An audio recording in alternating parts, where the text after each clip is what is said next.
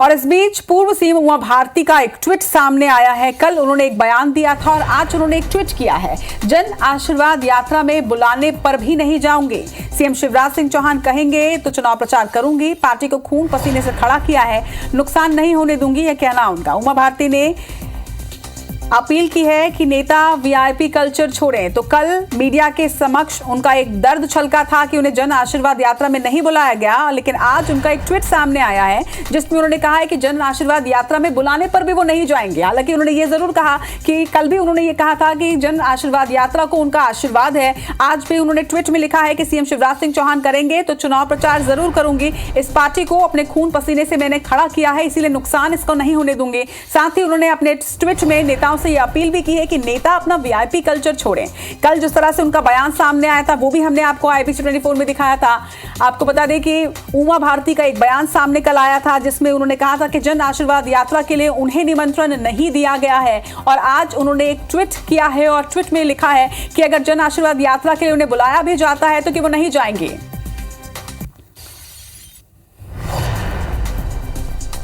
तो ये ट्वीट भी आप देख रहे हैं, उमा भारती का बैक टू बैक ये ट्वीट है जिस ट्वीट में उन्होंने लिखा है कि अगर उन्हें जन आशीर्वाद यात्रा के लिए बुलाया भी जाता है तो बुलाने पर भी वो नहीं जाएंगी। तो देखिए कल और आज में उमा भारती का जो ये बयान है, कल उनका बयान सामने आया था कि उन्हें आमंत्रण ही नहीं दिया गया, उन्हें बुलाया ही नहीं गया। पहले आपको वो सुनवाते हैं कि कल उन्होंने अपने बयान में क्या कहा था।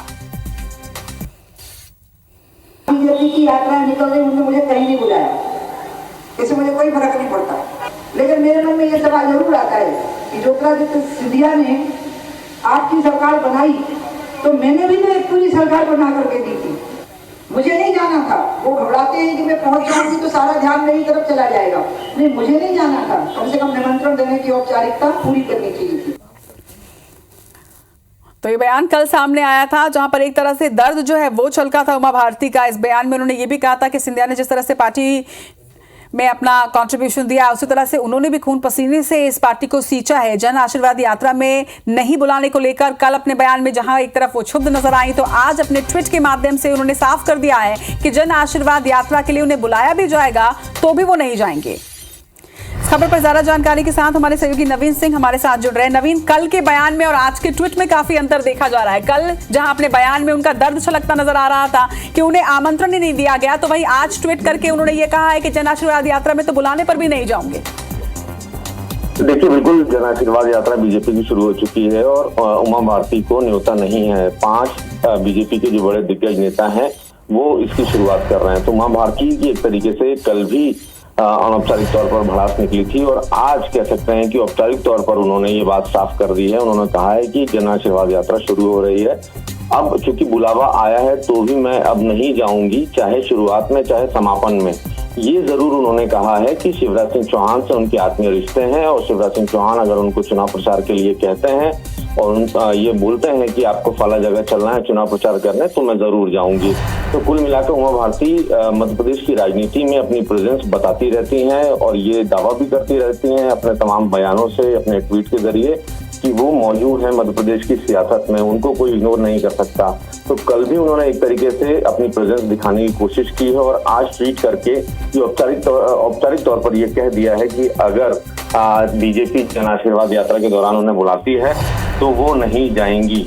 तो ये साफ है, कांग्रेस को एक बड़ा एजेंडा मिल गया है। 3 महीने बाद विधानसभा चुनाव है, कांग्रेस लगातार घेराबंदी कर रही है बीजेपी की। ये बीजेपी अपने जो सीनियर नेता हैं, जो बुजुर्ग नेता हैं, उनको इग्नोर कर रही है, उनको नजरअंदाज कर रही है और खासकर उन नेताओं को जिन लोगों ने बीजेपी को खड़ा किया है। बिल्कुल नवीन, भले ही आज उन्होंने ये ट्वीट जरूर किया है कि बुलाने पर भी नहीं जाऊंगी, लेकिन इन दोनों कल के बयान और आज के ट्वीट से ये तो साफ है कि अपनी उपेक्षा से थोड़ी नाराज जरूर है उमा भारती। तमाम बातचीत के लिए आपका बहुत बहुत शुक्रिया।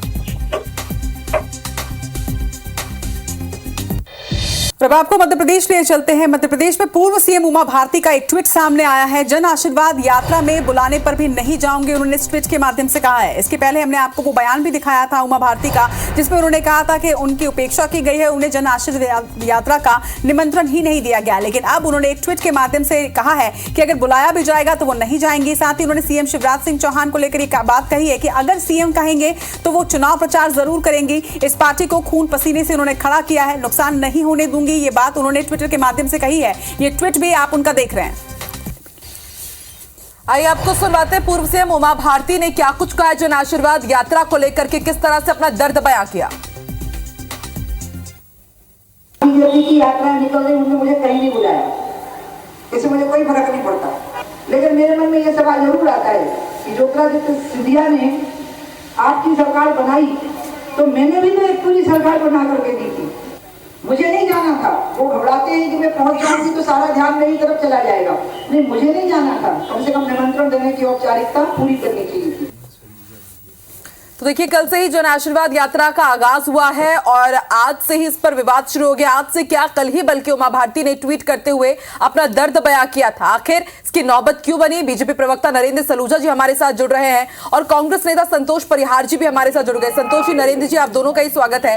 नरेंद्र जी, मेरा पहला सवाल आपसे, देखिए कांग्रेस की तरफ से हमेशा से इस तरह के आरोप लगते रहे हैं कि आप सीनियर लीडर्स को तवज्जो नहीं देते, मार्गदर्शक उन्हें बना देते हैं और अब तो विपक्ष छोड़िए अपनों से ही घिर गई है पार्टी। देखिए बयान यहाँ पर किस तरह से दर्द बयां कर रही है उमा भारती, और अब तो उन्होंने ये भी कह दिया है कि अगर बुलाया भी जाएगा तो भी नहीं जाऊंगा। कैसे डैमेज कंट्रोल करेगी बीजेपी? देखिए, उमा भारती जी हमारी पार्टी के सम्मानी नेता, वरिष्ठ नेता है, पूर्व मुख्यमंत्री है, सदैव उनका सम्मान है। सारा वरिष्ठ नेतृत्व सदैव उनसे मार्गदर्शन लेता है, उनका अनुभव का लाभ लेता है, सदैव उनके सुझाव को मानता है, चाहे शराब हाथे को लेकर उनके सुझाव हो या अन्य सुझाव है। यदि कहीं त्रुटि रह गई होगी, कहीं कोई चूक हो गई होगी तो उसको सुधार लिया जाएगा, लेकिन इसका मतलब यह नहीं कि उनका कोई सम्मान में कमी है। वो हमारी पार्टी के वरिष्ठ नेता है, सदैव सम्मान है। हमारे वहाँ कांग्रेस जैसा नहीं होता कि अभी आप देखें कि रणदीप सुरजेवाला और स्टीयरिंग कमेटी के प्रमुख आए, बैठक हुई और पहले ही दिन दिग्विजय सिंह 10 मिनट की औपचारिकता कर चले गए, पचौरी जी नदारा, तरुण यादव बंगले बैठे रहे, अजय सिंह नजर नहीं आए। लेकिन नरेंद्र जी, बात उमा भारती जी की हो रही है, आप रणदीप सुरजेवाला, पूर्व सीएम दिग्विजय सिंह पर चले गए। तो बताना पड़ेगा ना कांग्रेस में क्या है, बताना पड़ेगा ना कांग्रेस में। लेकिन बात तो भी बीजेपी की हो रही है ना, क्योंकि अपनों ने ही यहाँ पर सवाल उठाए। उमा भारती ने ही ट्वीट करते हुए अपना दर्द बयां किया है। हमारी पार्टी में उनका पर्याप्त सम्मान है, सदैव सम्मान है। देखिए उनके बयान से तो नहीं लग रहा है नरेंद्र जी। ठीक है नरेंद्र जी, मैं आती हूँ आपके पास। संतोष जी, आपकी क्या प्रतिक्रिया रहेगी इस पर? देखिए, भारतीय जनता पार्टी में भगदड़ मची हुई है और भारतीय जनता पार्टी पूरी तरीके से जो है नाराज बीजेपी, महाराज बीजेपी और शिवराज बीजेपी तीनों गुटों में बटी हुई है। और जहाँ तक जो है उमा जी की बात है तो उमा जी ने विरोध करा, ऐसे कई लोग जो है विरोध कर रहे हैं। और अभी इनकी जन आशीर्वाद यात्रा जो निकलेगी, आपको सब जगह हर जगह विरोध निकलेगा, क्योंकि 50% फोन पे की सरकार है, कमीशन की सरकार है, ये पूरे मध्य प्रदेश की जनता को देख रहा है। और माननीय कमलनाथ जी के पास विजन है और शिवराज सिंह चौहान जी के पास टेलीविजन है। ये तो खुद ही जो है किराए के लोग बुला के शासन द्वारा भीड़ इकट्ठी करके जो जनता की गाड़ी कमाई का दुरुपयोग कर रहे हैं, जनता देख रही है। जहाँ तक नरेंद्र सलूजा जी की बात है, नरेंद्र सलूजा जी बहुत हल्की बातें कर रहे हैं। कांग्रेस के ये अपनी भारतीय जनता पार्टी के बारे में सोचे। दिग्विजय सिंह जी, अजय सिंह जी, पचौरी जी, सब लोग लगे हुए हैं, सब अपना काम कर रहे हैं और भारतीय जनता पार्टी पूरी तरीके से घिरी हुई है। आप इससे अंदाजा लगाइए ना कि जो कैलाश जोशी जी के लड़के पूर्व में आए थे, अभी 2 बार के विधायक वीरेंद्र रघुवंशी जी आए, इसके बाद जो है अभी पूर्व में अभी कई लोग आने की लाइन में कतार में खड़े हुए हैं। हाँ। तो ये सब चीजें दिख रही हैं, इसलिए भारतीय जनता पार्टी की सुनामी वाली स्थिति हो गई। कांग्रेस में भी हम देखते हैं कि कई बार नाराजगी सामने आती है और आप लोग को तो कहा जाता है कि आप एकजुट होकर के काम ही नहीं कर पाते हैं। देखिए, माननीय कमलनाथ जी ने जो 15 महीने जो काम करे थे, उससे मध्य प्रदेश के भारतीय जनता पार्टी के नेता और मुख्यमंत्री शिवराज सिंह चौहान जी इतने बौखलाए, इतने घबराए हुए थे कि 50-50 करोड़ में इन्होंने विधायक खरीदे और विधायक खरीद फरोख्त करी और पूरी तरीके से भ्रष्टाचार में डूबा हुआ है प्रदेश। तो ये आपको दिख रहा है और ये जो बातें कर रहे हैं केवल ये रोड पे। आप ये बताइए, 2-2 बार के विधायक जब आ रहे हैं कांग्रेस में, तो क्या स्थिति है भारतीय जनता पार्टी की? ठीक है, मैं उत्तर देती हूं। तो नरेंद्र जी, इनको जानकारी होना चाहिए कि कांग्रेस छोड़ के भी सैकड़ों लोग भाजपा में आए, लाइन लगाए खड़े हैं। और कमलनाथ जी कितनी एकजुटता से सरकार चलाते थे, सब चलो चलो करके पूरी सरकार सड़क पर ला दी। पूरी पार्टी इतिहास में इतने उपचुनाव नहीं हुए, इतने लोग कांग्रेस छोड़ के आए, तो कितनी एकजुटता से कांग्रेस चलती। पहले ये देखें, अपने दामन में देखें कांग्रेस की क्या स्थिति है, कितनी एकजुटता। भाजपा में तो सब एकजुट। लेकिन नरेंद्र जी, संतोष जी, चुनाव का वक्त एकदम नजदीक है, ऐसे में मुझे तो लगता है कि देखिए बीजेपी को भी, कांग्रेस को भी, दोनों को अपने दामन में देखना होगा कि कितनी एकजुटता है। और अगर चुनाव से पहले ही इस तरह बिखर जाएंगे तो एक साथ मोर्चा संभालेंगे कैसे, और इसका फायदा दूसरी पार्टी जरूर उठाएगी। बहुत बहुत शुक्रिया संतोष जी, नरेंद्र जी हमारे साथ जुड़ने के लिए।